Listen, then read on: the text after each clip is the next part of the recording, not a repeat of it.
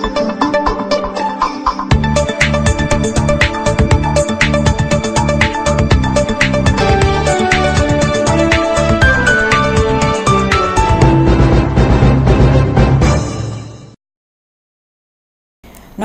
కృష్ణతేజ వార్తలకు స్వాగతం. ముందుగా వార్తలోని ముఖ్యాంశాలు.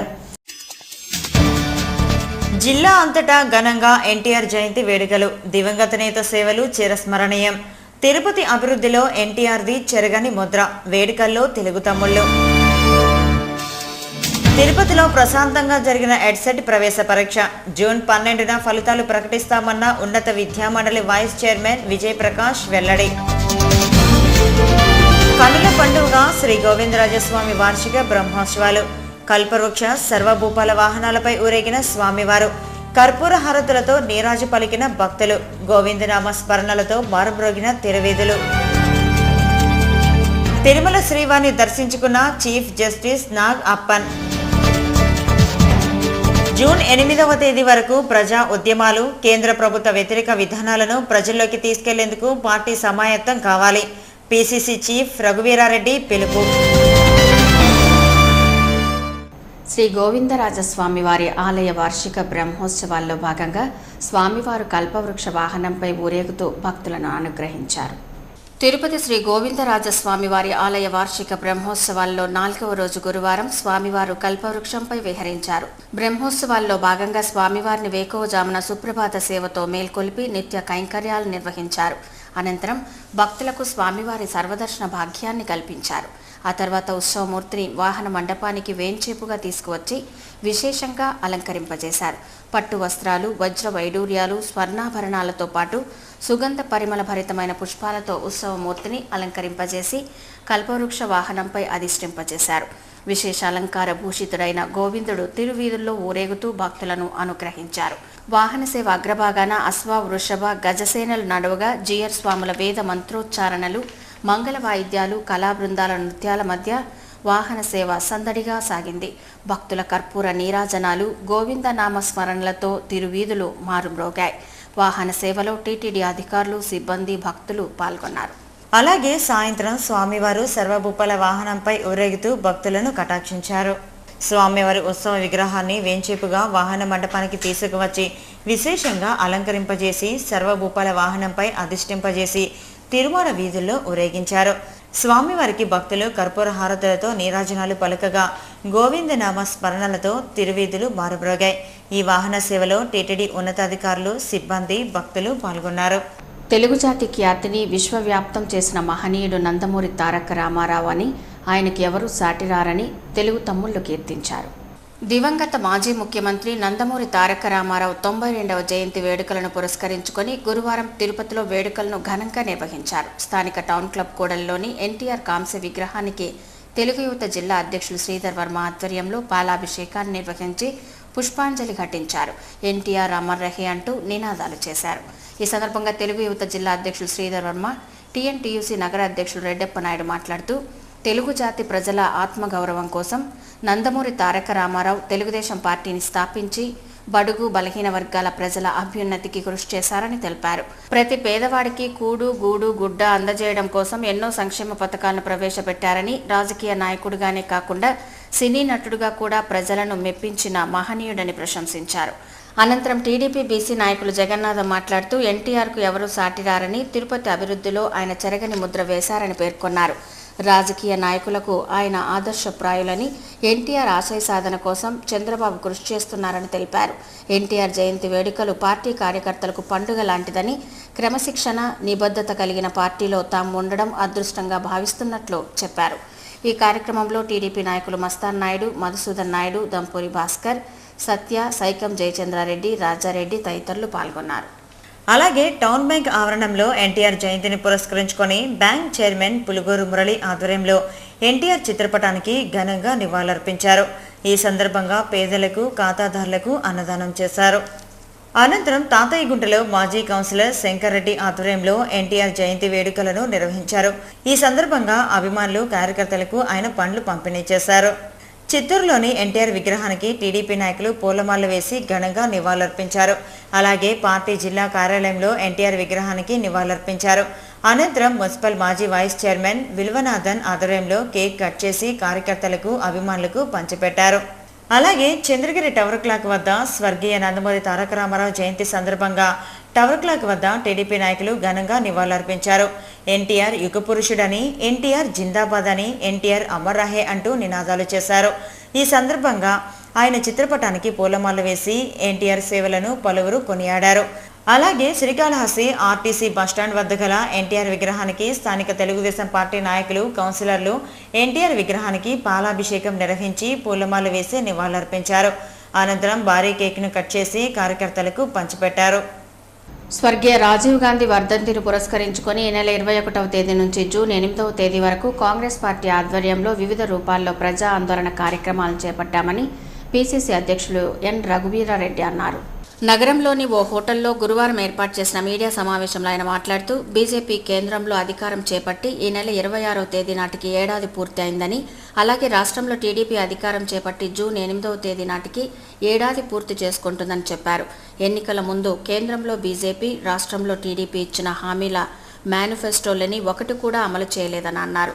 27,000 కోట్ల రూపాయల రుణమాఫీలో రాష్ట్ర ప్రభుత్వం కేవలం 7,000 కోట్ల రూపాయలు మాత్రమే మాఫీ చేశారని గుర్తు చేశారు. పట్టిసీమ ప్రాజెక్టు ద్వారా రాయలసీమకు ప్రయోజనం లేదన్నారు. కేంద్రంలో బీజేపీ, రాష్ట్రంలో టీడీపీ చేపడుతున్న ప్రజా వ్యతిరేక విధానాలను ప్రజల్లోకి తీసుకెళ్లేందుకు పార్టీ నేతలు, కార్యకర్తలు సమాయత్తం కావాలని పిలుపునిచ్చారు. కాంగ్రెస్ పార్టీ రాబోయే రోజుల్లో ప్రజల చెంతకు వెళ్లి ఉద్యమాలు చేపడతామని చెప్పారు. అనంతరం ఎమ్మెల్సీ రామచంద్రయ్య ప్రసంగించారు. ఈ సమావేశంలో ఆ పార్టీ నేతలు శైలజానాథ్, శ్రీదేవి, నాగభూషణం, మాంగాటి గోపాల్ రెడ్డి, ఆరణి చంద్రశేఖర్ రెడ్డి, వెంకట నరసింహులు, చుక్కల దాము పార్టీ నేతలు పాల్గొన్నారు. తిరుచానూరు పద్మావతి అమ్మవారి వార్షిక తెప్పోత్సవాలు ఈ నెల 29 నుంచి 5 రోజుల పాటు జరుగుతోంది. అమ్మవారి తెప్పోత్సవాలకు టీటీడీ ఏర్పాట్లను పూర్తి చేసింది. కోరిన కోర్కెలు తీర్చే కల్పవల్లిగా పేరొందిన తిరుచానూరు పద్మావతి అమ్మవారి వార్షిక తెప్పోత్సవాలు ఈ నెల 29న శుక్రవారం ప్రారంభమై జూన్ 2వ తేదీన ముగుస్తుంది. ఈ నెల 29న శుక్రవారం నుంచి ప్రారంభమయ్యే తెప్పోత్సవాల్లో తొలి రోజున రుక్మిణి సత్యభామ సమేత శ్రీకృష్ణుడిగా, రెండవ రోజున శ్రీదేవి భూదేవి సమేత సుందరరాజస్వామిగా, అలాగే ఈ నెల 31 నుంచి జూన్ 2వ తేదీ వరకు 3 రోజుల పాటు పద్మావతి అలిమేలు మంగమ్మ అమ్మవారు తెప్పలపై విహరిస్తూ భక్తులకు దర్శనమిస్తారు. తెప్పోత్సవాల సందర్భంగా అమ్మవారి ఆలయంలో జరిగే ఆర్జిత సేవలైన కళ్యాణోత్సవం, లక్ష్మీ పూజ, ఊంజల్ సేవలను ఆలయ అధికారులు రద్దు చేశారు. తెప్పోత్సవాల్లో 4వ రోజైన జూన్ 1న రాత్రి అమ్మవారు గజవాహన సేవ, జూన్ 2వ తేదీన రాత్రి అమ్మవారు గరుడ వాహన సేవలో భక్తులకు దర్శనమిస్తారు. అమ్మవారి తెప్పోత్సవాల సందర్భంగా ఏర్పాట్లన్నీ పూర్తి చేసినట్లు ఆలయ అధికారులు తెలిపారు. శ్రీరాముడైనా, సుయోధనుడైనా, శ్రామికుడైనా, నాయకుడైనా ఆయనకు ఆయనే సాటి. పౌరాణిక, జానపద, సాంఘిక చిత్రాలలో నటించి తెలుగు చలనచిత్ర రంగంలో తరతరాలకు చిరస్మరణీయులుగా నిలిచిన యుగ పురుషుడు నందమూరి తారక రామారావు. ఆ మహనీయుడు ఇలవేల్పుగా భావించే తిరుమల శ్రీవారు అంటే అపారమైన భక్తి.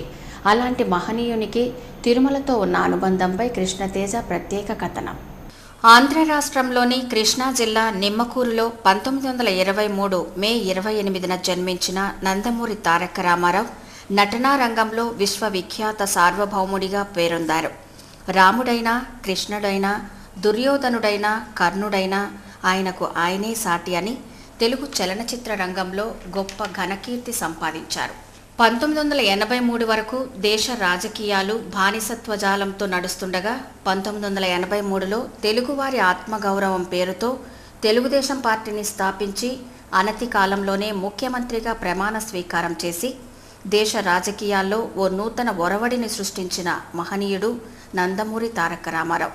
బడుగు, బలహీన, శ్రామిక, కర్షక వర్గాలకు అండగా నిలిచి 2 రూపాయలకే కిలో బియ్యం లాంటి బృహత్తర సంక్షేమ పథకాలను ప్రవేశపెట్టి రాజకీయ చరిత్రలో ఆదర్శనీయులుగా నిలిచారు. తెలుగువారి ఖ్యాతిని, విశిష్టతను ప్రపంచవ్యాప్తంగా చాటి చెప్పిన మహనీయుడు ఎన్టీ రామారావు. అలాంటి మహనీయుడికి తిరుమల శ్రీవారు అంటే అమితమైన ఇష్టం. వెంకటేశ్వర స్వామిపై ఉన్న అపారమైన భక్తి విశ్వాసాల వల్ల రామారావు ప్రజల కోసం కొత్తగా అమలు చేసే పథకాలన్నీ శ్రీవారి సన్నిధి నుంచే ప్రారంభించేవారు. శ్రీనివాసునిపై ఉన్న భక్తి ప్రపత్తుల కారణంగా ఎన్టీఆర్ ముఖ్యమంత్రి అయ్యాకే తిరుమల అభివృద్ధి చెందింది. భక్తుల సౌకర్యార్థం ఉచిత అన్నదాన పథకాన్ని ప్రవేశపెట్టారు. భక్తుల దర్శనార్థం క్యూ కాంప్లెక్స్ను నిర్మించారు. అలాగే భక్తులు మొక్కులు చెల్లించుకునేందుకు వీలుగా కళ్యాణకట్టను నిర్మించారు. ఇలా అనేక అభివృద్ధి పథకాలను అమలు చేశారు. అదే కాక శ్రీవారి భక్తులు పేదల సంక్షేమాన్ని ఆశించి తిరుపతిలో స్విమ్స్ ఆసుపత్రిని ఏర్పాటు చేశారు. ఇలా తిరుమల, తిరుపతి నగరాల అభివృద్ధి పట్ల నందమూరి తారక రామారావు ప్రత్యేక దృష్టి సారించారు. శ్రీవారి బ్రహ్మోత్సవాలలో ప్రభుత్వం తరపున ముఖ్యమంత్రి పట్టు వస్త్రాలు సమర్పించే కొత్త సంప్రదాయాన్ని ప్రవేశపెట్టారు. ప్రజా సంక్షేమమే పరమావిధిగా భావించి పాలన సాగించిన మహనీయులు నందమూరి తారక రామారావు. భూమిపై మానవ మనుగడ ఉన్నంతకాలం తెలుగువారి గుండెల్లో చిరస్మరణీయులుగా ఎన్టీ రామారావు వెలుగొందుతూనే ఉంటారు. ఎడ్సెట్ 2015 పరీక్షను జిల్లా విద్యాశాఖ అధికారులు ప్రశాంత వాతావరణంలో నిర్వహించారు.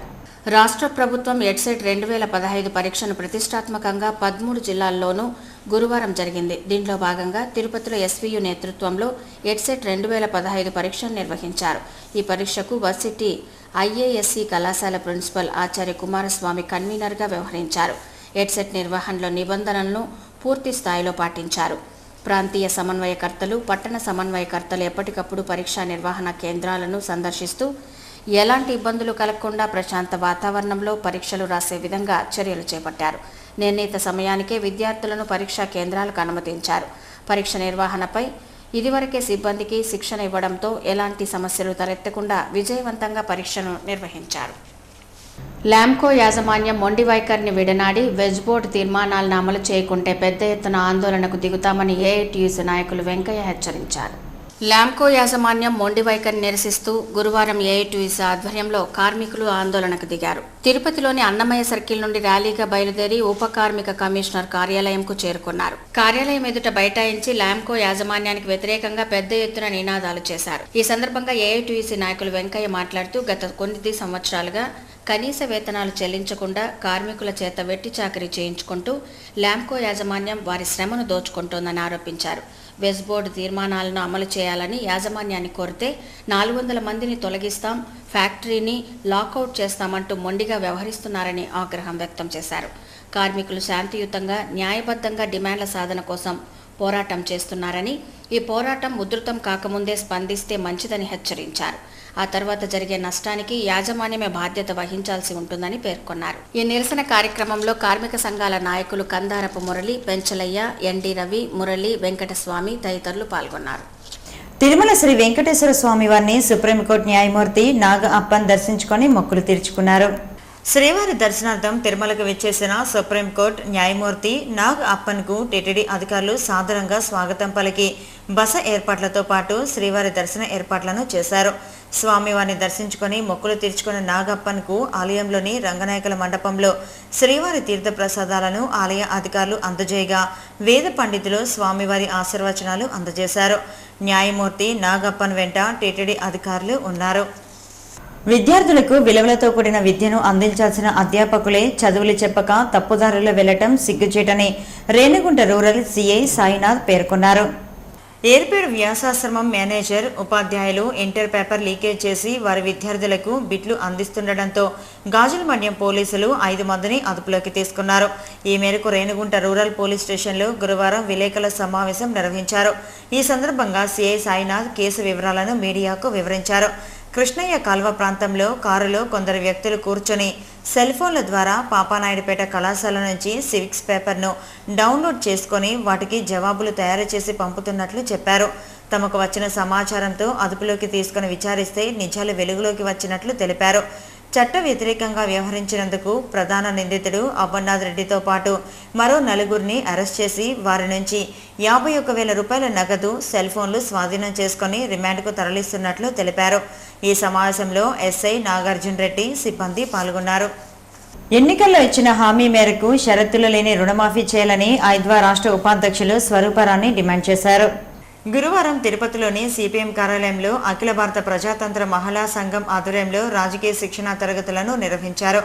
ఈ కార్యక్రమానికి ముఖ్య అతిథిగా విచ్చేసిన ఐద్వా రాష్ట్ర ఉపాధ్యక్షురాలు స్వరూపరాణి మాట్లాడుతూ రాష్ట్రంలో 6,67,538 గ్రూపులలో 69,84,569 మంది సభ్యులు ఉన్నారని, వీరి బకాయిలు 14,699 కోట్లు ఉండగా అందులో చంద్రబాబు 7,644 కోట్లు మాత్రమే రుణమాఫీ చేశారని తెలిపారు.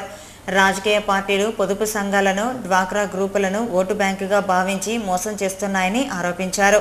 పూర్తి స్థాయిలో రుణమాఫీ చేసి కొత్త రుణాలను ఇవ్వాలని, సంఘాల సభ్యులకు వృత్తి శిక్షణ ఇచ్చి పెట్టుబడులు పెట్టి మార్కెటింగ్ సౌకర్యాన్ని కల్పించాలని డిమాండ్ చేశారు. ఈ సమావేశంలో ఐద్వా నాయకురాలు లక్ష్మీదేవి, సావిత్రమ్మ, నాగభూషణమ్మ, సాయిలక్ష్మి, రాధా, నాగమణి, యమున తదితరులు పాల్గొన్నారు. వేసవి తీవ్రతను తాళలేక ఓ వ్యక్తి వడదెబ్బతో మృతి చెందారు. గురువారం తిరుపతి ఎస్టీవీ నగర్లో నివాసం ఉన్న 35 సంవత్సరాల వయసు గల పురుషోత్తం అనే యువకుడు వడదెబ్బ కారణంగా మృతి చెందాడు. గత 3 రోజులుగా విరోచనాలతో తీవ్ర అస్వస్థతకు గురైన పురుషోత్తం ఆసుపత్రిలో చేరి వైద్యం చేయించుకొని గురువారం ఉదయం కుటుంబ సభ్యులు ఇంటికి తీసుకువచ్చారు. తీవ్ర అనారోగ్యానికి గురైన ఆయన మధ్యాహ్నం మృతి చెందాడు. కుటుంబ పెద్ద అనారోగ్యంతో మృతి చెందడంతో కుటుంబ సభ్యులు కన్నీరు మున్నీరయ్యారు. పురుషోత్తంకు 2 పిల్లలు ఉన్నారు. చిన్నారులు కుటుంబ సభ్యుల రోదనలు స్థానికులను కన్నీరు పెట్టించాయి. జూన్ 12వ తేదీన ఎడ్సెట్ ఫలితాలను విడుదల చేయనున్నట్లు ఉన్నత విద్యామండలి వైస్ చైర్మన్ విజయప్రకాష్ తెలిపారు.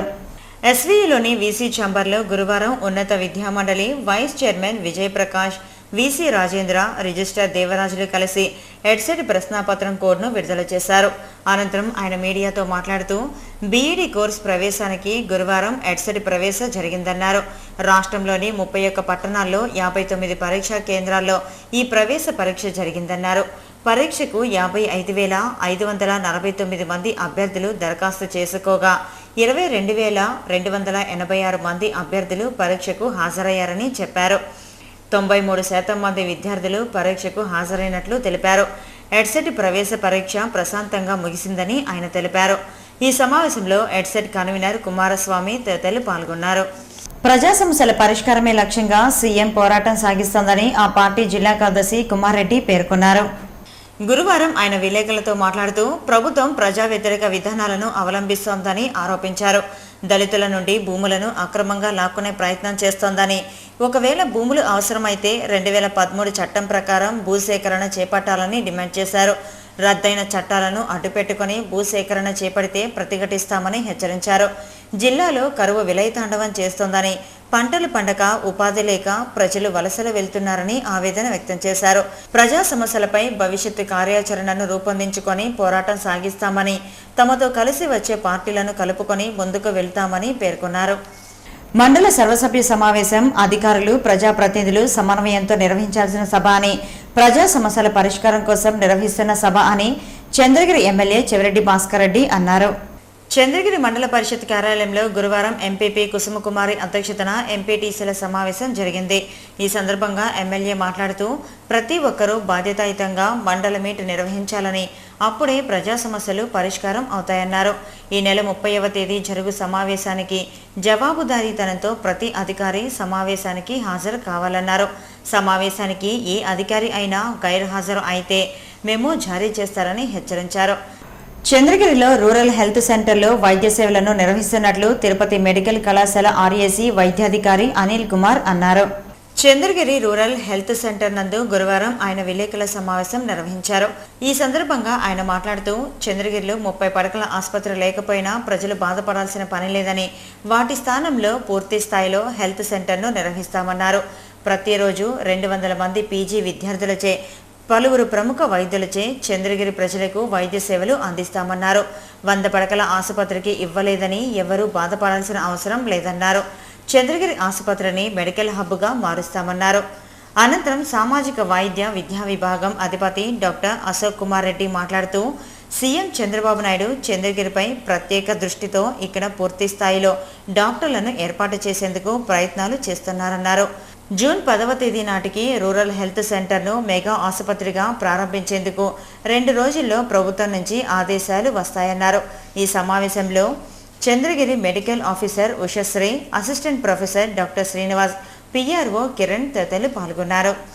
చంద్రగిరి మండలం బుచ్చినాయుడుపల్లి సమీపంలోని పిఎల్ఆర్ కళ్యాణ మండపం వద్ద శతాబ్దాల చరిత్ర కలిగిన ఓ మర్రి చెట్టు నేలకొరిగింది. ఈ మర్రి చెట్టుకు గుర్తు తెలియని వ్యక్తులు 2 రోజుల క్రితం నిప్పు పెట్టారు. దీంతో చెట్టు లోపల కాలిపోవడంతో గురువారం తిరుపతి చంద్రగిరి ప్రధాన రహదారికి అడ్డంగా పడిపోయింది. దీంతో చంద్రగిరి సిఐ శివప్రసాద్, తహసీల్దార్ కిరణ్ కుమార్, ఆర్ఎండ్బి డిఈ ప్రసాదులు హుటాహుటిన సంఘటనా స్థలానికి వచ్చి రోడ్డుకు అడ్డంగా ఉన్న కూలిన చెట్టును పక్కకు తీశారు. ట్రాఫిక్ను బైపాస్ రోడ్డు మీదుగా మళ్లించారు. ఇక తిరుమల సమాచారం. తిరుమలలో భక్తుల రద్దీ సాధారణంగా ఉంది. గురువారం సాయంత్రానికి 43,040 మంది భక్తులు శ్రీవారిని దర్శించుకున్నారు. సర్వదర్శనానికి 11 కంపార్ట్మెంట్లలో భక్తులు వేచి ఉన్నారు. వారికి 6 గంటల దర్శన సమయాన్ని కేటాయించారు. నడకదారి భక్తులు 11 కంపార్ట్మెంట్లలో వేచి ఉన్నారు. వారికి 5 గంటల వ్యవధిలో దర్శన సమయాన్ని టీటీడీ అధికారులు కేటాయించారు. తిరుమలలో శుక్రవారం అందుబాటులో ఉండే వసతి సదుపాయాల వివరాలు ఇలా ఉంటాయి. ఉచిత గదులు 19, 50 రూపాయల గదులు 8, 100 రూపాయల గదులు 5 ఉన్నాయి. 500 రూపాయల గదులు, 600 రూపాయల గదులు అందుబాటులో లేవు. తిరుమలలో శుక్రవారం అందుబాటులో ఉండే ఆర్జిత సేవా టికెట్ల వివరాలు. సహస్ర దీపాలంకరణ సేవా టికెట్లు 126 అందుబాటులో ఉన్నాయి. కాగా గురువారం వివిధ ప్రాంతాల నుంచి తిరుమలకు వచ్చిన భక్తులు శ్రీవారికి విరాళాలు అందజేశారు. 2 లక్షల రూపాయలు ప్రాణదానం, విద్యాదానం ట్రస్టులకు విరాళంగా ఇచ్చినట్లు టీటీడీ అధికారులు తెలిపారు. పోస్టాఫీస్ ద్వారా భక్తులకు విక్రయించే ప్రత్యేక ప్రవేశ దర్శనం టికెట్ల వివరాలు. శుక్రవారం ఉదయం 10 గంటల నుంచి మధ్యాహ్నం 1 గంట వరకు శ్రీవారి దర్శనార్థం అందుబాటులో ఉండే టికెట్లు 10 గంటలకు అందుబాటులో లేవు. 11 గంటలకు 35, 12 గంటలకు 112, 1 గంటకు 71 అందుబాటులో ఉన్నాయి. Tirupati gold jewellery and silver merchant association సమాచారం మేరకు శుక్రవారం లోకల్ బులియన్ మార్కెట్లో బంగారం, వెండి ధరలు ఇలా ఉంటాయి. 24 క్యారెట్ల అపరంజి బంగారం 10 గ్రాముల ధర 27,280 రూపాయలు. 22 క్యారెట్ల నగల బంగారం 1 గ్రామ్ ధర 2,551 రూపాయలు. వెండి 1 కిలో ధర 38,475 రూపాయలు. రేటెల్ వెండి 1 గ్రామ్ ధర 41 రూపాయల 20 పైసలుగా ఉంటుంది. వార్తలు ముగించే ముందు ముఖ్యాంశాలు మరోసారి. జిల్లా అంతటా ఘనంగా ఎన్టీఆర్ జయంతి వేడుకలు. దివంగత నేత సేవలు చిరస్మరణీయం. తిరుపతి అభివృద్ధిలో ఎన్టీఆర్ది చెరగని ముద్ర. వేడుకల్లో తెలుగు తమ్ముళ్ళు. తిరుపతిలో ప్రశాంతంగా జరిగిన ఎడ్సెట్ ప్రవేశ పరీక్ష. జూన్ 12న ఫలితాలు ప్రకటిస్తామన్న ఉన్నత విద్యామండలి వైస్ చైర్మన్ విజయ్ ప్రకాష్ వెల్లడి.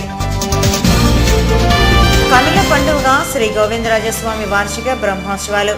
కల్పవృక్ష సర్వభూపాల వాహనాలపై ఊరేగిన స్వామివారు. కర్పూర హారతులతో నీరాజు పలికిన భక్తులు.